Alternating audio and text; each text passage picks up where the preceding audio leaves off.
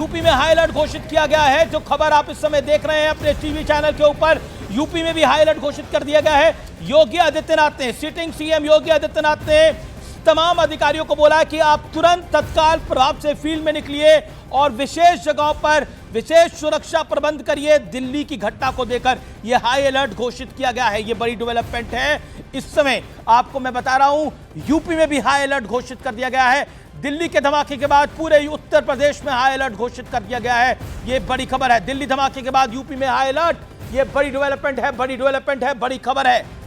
NIA ST टीमें दोनों मौके पर इस समय मौजूद हैं, पहुंच रही हैं। जो जानकारी मिल रही है, एनआईए और एनएसडी की टीमें मौजूद हैं। लेकिन मैं आपको बता रहा हूं, दिल्ली में हाई अलर्ट है।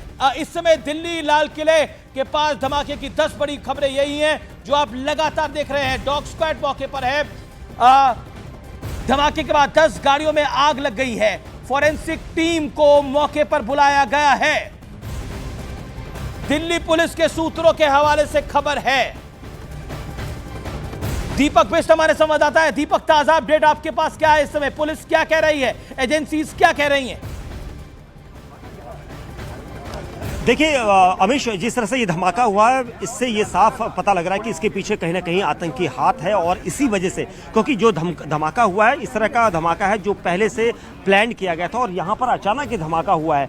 और कहीं ना कहीं इसके पीछे बड़ी साजिश है। जिस तरह से हम आज देख रहे थे कि लगातार फरीदाबाद में जेएनके पुलिस और फरीदाबाद पुलिस के ऑपरेशन में कई किलो जो RDX विस्फोटक बरामद किया गया था, उसके बाद ये धमाका शाम को हुआ है, जब पूरे मार्केट एरिया में यहाँ पर भारी भीड़ रहती है और जो गाड़ियां इसकी चपेट में आई है, कुछ चलते हुए यहां से जा रही थी, जिसमें टैक्सी नंबर की गाड़ी है, प्राइवेट नंबर की गाड़ियां हैं। उसके अलावा जो यहां पर गाड़ियां खड़ी थी, पार्किंग जहां पर होती है अक्सर, वहां पर ऑटो भी चपेट में आया है, ई रिक्शा चपेट में आया है। ई रिक्शा में कई लोग हो सकते हैं, ऑटो में कई लोग हो सकते हैं। तो ये वही लोग हैं जो इस वक्त जिन लोगों की मौत की बात आ रही है, जिन लोगों के घायल होने की बात आ रही है। और यहाँ पर मैं दिखाऊंगा आपको, सभी टीमें यहाँ पर पहुंची है। डॉग स्क्वाड यहाँ पर पहुंचा है, फॉरेंसिक टीमें यहाँ पर पहुंची है, दिल्ली पुलिस की सभी टीमें, आला अधिकारी सब मौके पर हैं, क्योंकि इन्वेस्टिगेशन की जा रही है। सबसे अहम चीज़ ये कि क्योंकि स्पेशल सेल यहाँ पर पहुंची है, सबसे अहम चीज़ ये कि यहाँ पर जांच करना अब जरूरी हो गया है कि किस तरह का ब्लास्ट है। क्योंकि अब तक थोड़ी देर पहले तक ये बताया जा रहा था कि ये ब्लास्ट हो सकता है कि CNG ब्लास्ट हो या फिर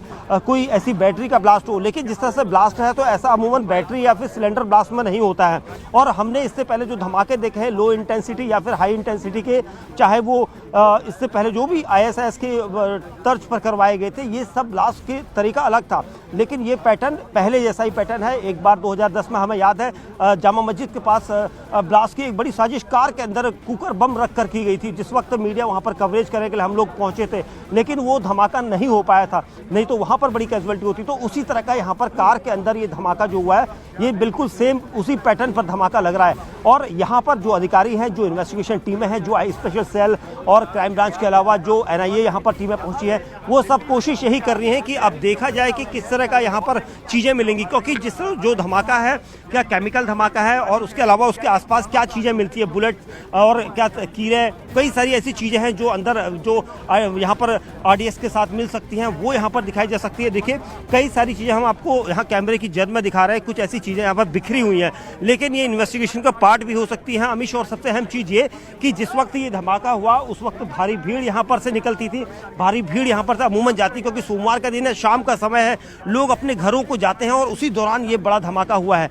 एक टैक्सी नंबर देखिए, वहाँ पर DL नंबर की एक टैक्सी जो इसकी चपेट में आई, जिसकी अभी भी रेड लाइट बैक जो ब्रेक लाइट होती है, वो अभी भी दबी हुई है। इसका मतलब ये था कि ये गाड़ी वहाँ से जा रही थी, उसके आगे ठीक दूसरी गाड़ी थी, उसके आगे 2-3 गाड़ियाँ और थी। ये सब धमाके की चपेट में आई है। तो धमाका क्या लेफ्ट साइड में मारुति वैन ओमनी में हुआ था या उसके बगल में ऑटो में हुआ था? क्योंकि ये सब एक साथ सिमिलर खड़े हुए हैं। तो कहीं ना कहीं ये धमाका इतना बड़ा था, जिसने अपने आसपास 100 मीटर के दायरे को पूरी तरह से चपेट में लिया। और उसके बाद की स्थिति अब आप यहाँ पर देख सकते हैं। कई लोगों की मौत की यहाँ पर अब तक पुष्टि हो चुकी है, जबकि कई लोग घायल हैं। वो लोग